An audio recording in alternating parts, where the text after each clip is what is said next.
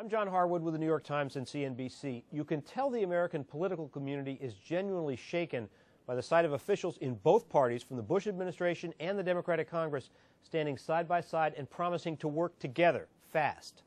It happened after 9/11 and again last night when Washington decided that only government intervention could halt the spreading crisis within the U.S. financial system.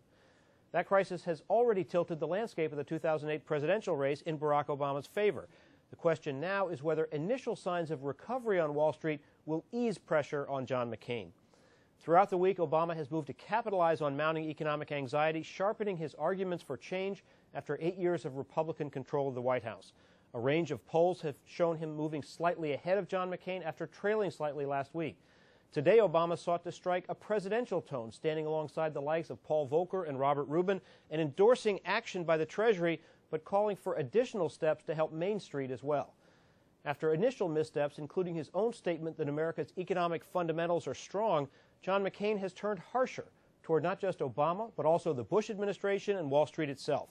He's called for the firing of Securities and Exchange Commission Chairman Chris Cox and sought to blame the crisis partly on Obama by linking him to donations from executives of Fannie Mae and Freddie Mac. He's blistered corruption and greed among the nation's financial community. Like Obama, McCain has declined to join critics of the Treasury intervention, however. If, in fact, it quiets jitters among the nation's investors, that intervention may help the Republican candidate stabilize his own standing in the race. For months, the economy has been the top issue in the campaign, and the events of this week virtually guarantee that won't change between now and Election Day. But the less distressed voters feel about it, the easier it is for McCain to direct attention toward his areas of relative strength. One of them's the cluster of cultural issues that in recent elections have favored his party. Another is his history-making running mate, Sarah Palin.